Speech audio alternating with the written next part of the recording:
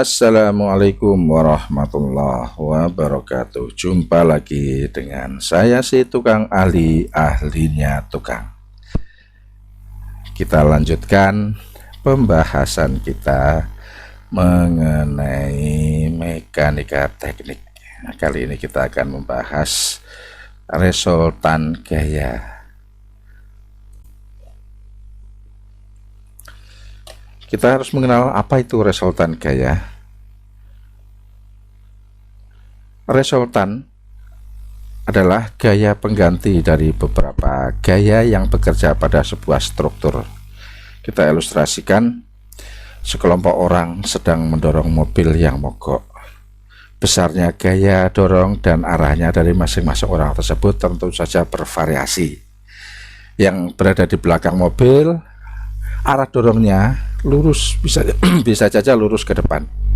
Yang di samping kanan mobil, dorongannya tentu dia ada dorongan arah samping kiri, jadi dia arahnya itu agak serong ke kiri ke depan, agak serong ke kiri. Sedang yang di samping kiri mobil, dorongannya sebaliknya, arah ke depan agak serong ke kanan. Nah, dari beberapa gaya yang di atas itu, ada satu gaya yang bisa menggantikan semua gaya-gaya tersebut. Gaya tersebut di atas, termasuk arahnya yang bisa menggantikan semuanya itu. Itulah yang disebut resultan gaya. Bagaimana untuk menghitungnya? Kita lihat, nah, kita udah yang lebih simpel saja. Ini ada dua orang pekerja yang sedang menggeser batu.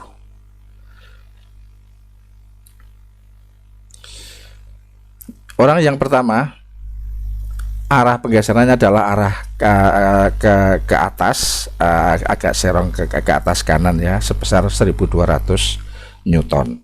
Sedangkan orang yang kedua adalah arah ke kanan, sedikit serong ke atas, sebesar 600 Newton dengan sudut 20 derajat. Nah, untuk menghitung ini ada beberapa cara, diantaranya adalah yang pertama adalah cara grafis. Cara grafis ini tentunya lebih simpel dan lebih mudah dan lebih cepat, namun akurasinya sedikit kurang akurat. Yang pertama tentunya ditentukan skala gaya, misalkan 1 cm garis itu mewakili 100 Newton. Gambarlah garis panah arah 1, garis panah 1 arah ke atas kanan sepanjang 12 cm. Ini karena gayanya adalah 1200 Newton, makanya gambarnya karena skalanya 1 cm berbanding 100 Newton, maka gambar garisnya adalah panjangnya adalah 12 meter dengan kemiringan 70 derajat.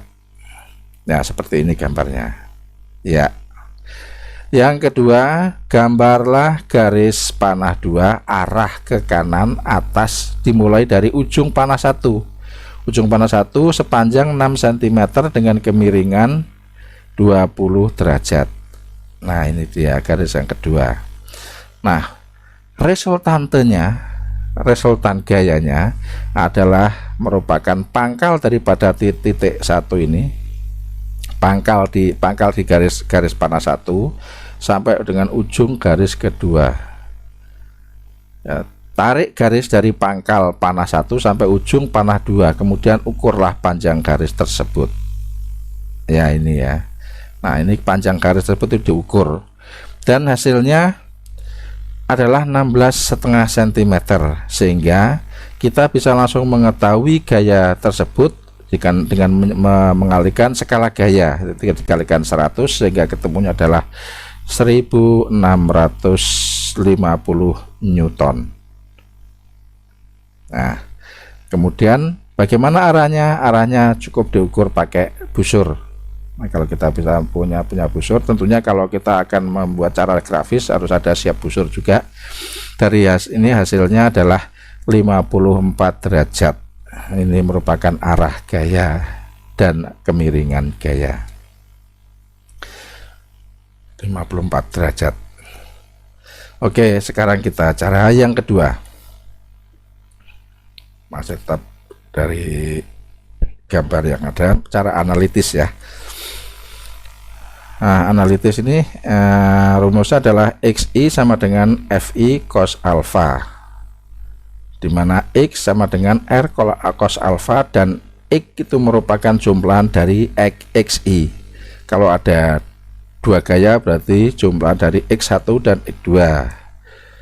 Sementara YI pun sama, FI dikali sinus alpha, Y nya sama dengan R sin alpha, dan Y besar itu merupakan jumlahan dari Y1 Y2. Nah, kita lihat ini gayanya. Setelah kita gambar untuk orang pertama, kita proyeksikan dari gaya orang pertama ini ke X dan Y. Nah, ini X1 itu berapa panjangnya ke arah kanan, dan X2, nah X1 nya ini adalah, tentunya kita bisa tahu dari ini rumusnya itu F1 cos alpha. F nya ini gayanya adalah 1200 dikali cos 70 derajat, sehingga kita bisa langsung menghitung 1200 kali 0,342. Hasilnya adalah 410,424 Newton. Kita lihat Y nya adalah arah tingginya. Y1 sama dengan, sesuai dengan rumus ini, F1 sinus 70 derajat. F nya ini 1200 juga, sinus 70 derajat 0,94, sehingga Y1 sama dengan 1127,631 Newton. Untuk gaya orang kedua, kita proyeksikan juga arah X dan Y nya.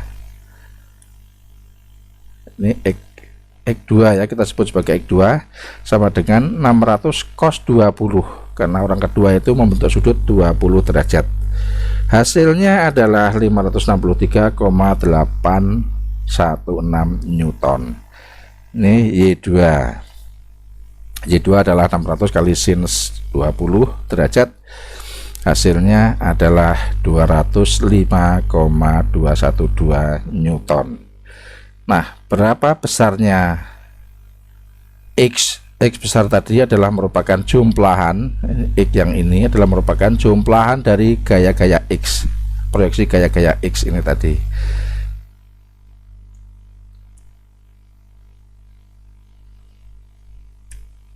Nah, X adalah jumlahan dari gaya-gaya X. Nah, X1 plus X2, X1 nya adalah 410,424, X2 nya sama dengan 56,816, totalnya adalah 974,240 Newton. Sementara Y sama dengan hal yang sama dengan X, Y pun sama, adalah jumlahan dari Y1 dan Y2, yaitu 1127,631 ditambah 205,212 Newton, totalnya adalah 1332,843 Newton. Dan resultante yang kita cari adalah merupakan, nah ini kita tulis dulu ya, X-nya itu di mana? X-nya itu di sini, Y-nya itu di sini, dan R-nya itu adalah merupakan garis miring dari segitiga, yaitu kalau kita cari ini segitiga, kita nyari panjang garis miringnya ini adalah dengan menggunakan rumus Pythagoras, akar dari jumlah kuadrat dari X dan Y. Nah, ini ada salah sedikit, ini Y ini maksudnya ya,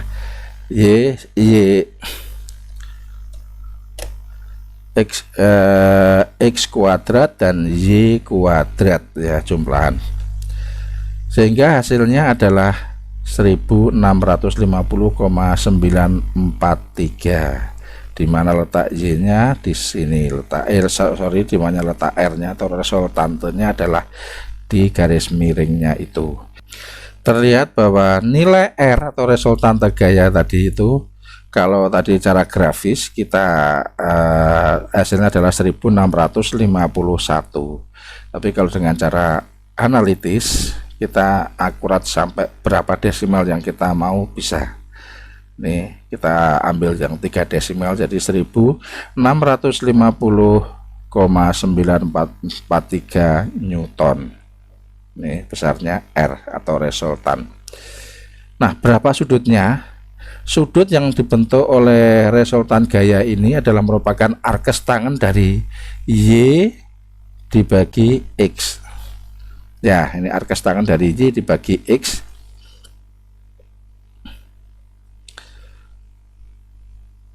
(1332,843) dibagi 974,24. Jadi arkes tangen 1,368.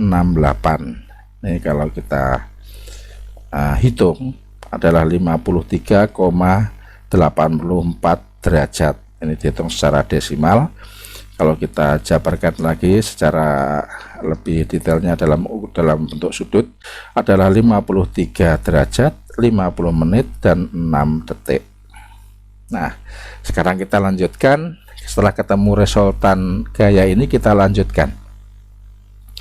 Apakah batu ini bisa bergeser?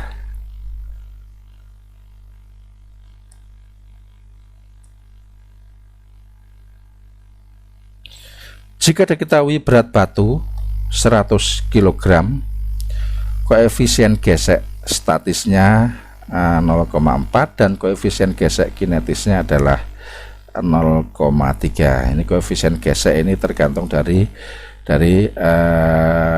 tanah dan batu, ya. Jadi tergantung dari permukaan masing-masing benda dan benda yang digeser dan ininya dasarnya. Ini kita ambil untuk tanah dan batu, koefisien gesek statisnya adalah 0,4 dan koefisien gesek kinetisnya adalah 0,3. Apakah batu ini bisa bergeser? Kita cek. Nah, gaya ini kita sederhanakan dari orang ini kita sederhanakan. Gayanya adalah F, yang ke atas punya yang ke atas ini tadi adalah F sin 54 derajat, yang arah ke samping adalah F cos 54 derajat. Di mana W-nya ini adalah berat batu, yaitu 150 kg. Gaya-gaya yang bekerja ini diperlihatkan pada gambar di bawah, di samping bawah, yaitu ini. Karena pada sumbu vertikal tidak ada gerak, maka berlaku jumlahan gaya-gaya vertikal atau jumlahan atau sigma FY sama dengan 0. Kan tidak ada gerakan, berarti jumlahan gaya-gaya itu sama dengan 0. Kita lihat untuk gaya-gaya vertikal, kita jumlahkan harus sama dengan 0. Gaya-gaya vertikal yang ada itu mana saja? Gaya-gaya vertikal yang arah ke atas kita tandai dengan tanda positif, yaitu N ditambah F sin 54 derajat dikurangi W. Kenapa W minus? Karena W arah ke bawah, sama dengan 0. Jadi N ini sama dengan W dikurangin F sin 54 derajat. W ini sendiri adalah berat batu yang dari kilogram kita rubah menjadi satuan Newton, sehingga kita kalikan kecepatan gravitasinya kali 10 meter per detik dikurangi F sin 54. F sin 54 ini tadi yang hitungan tadi itu F sinnya yang arah horizontal adalah 1333 Newton. Sehingga dari perhitungan ini ketemulah nilai N atau nilai N atau gaya normalnya N itu sama dengan 167 Newton. Nah, kita cek dari gaya gesek statis Fs. Kenapa kita mengeceknya dengan gaya gesek statis? Dari benda diam sampai pada titik dia itu mau bergerak, itu pakainya adalah statis. Kalau benda sudah bergerak, maka nilainya adalah koefisien geseknya kita pakai yang kinetis. Nah, ini karena kita mau menghitung dari benda yang diam menuju bergerak, itu butuh berapa sampai dengan suatu titik di mana benda akan bergerak, yaitu gaya gesek statis Fs mu s atau koefisien gesek statis dikali n. Kita tahu mu s nya adalah 0,4, n nya ini tadi adalah 167, sehingga gaya gesek statisnya adalah 67 Newton. Artinya gaya gesek statis menjelang bergerak ini adalah 67 Newton. Nah, kita lihat gaya tarik horizontal atau Fx ini yang dilakukan kedua ini gaya tarik horizontalnya. Setelah kita hitung resultantenya, terus proyeksinya arah X atau arah samping, ini adalah gaya yang ke samping atau gaya horizontal adalah F cos 54 derajat. Nah, ini juga tadi sudah dihitung pada perhitungan resultante ya. Jadi ketemunya adalah 974 Newton. Nah, terlihat gaya yang dibutuhkan untuk menggerakkan batu itu adalah 67 Newton. Dengan gaya 67 Newton ini benda akan mulai bergerak. Jadi kalau ada lebih sedikit dari 67 Newton ini, benda otomatis bergerak. Nah, sedangkan gaya yang terjadi adalah 974 Newton atau jauh lebih besar daripada gaya yang dibutuhkan untuk bergeraknya sebuah batu. Nah, oleh karena itu, karena Fx atau gaya horizontal itu lebih besar daripada Fs gaya geseknya, maka batu tersebut bisa bergeser ke kanan. Ya, demikian itulah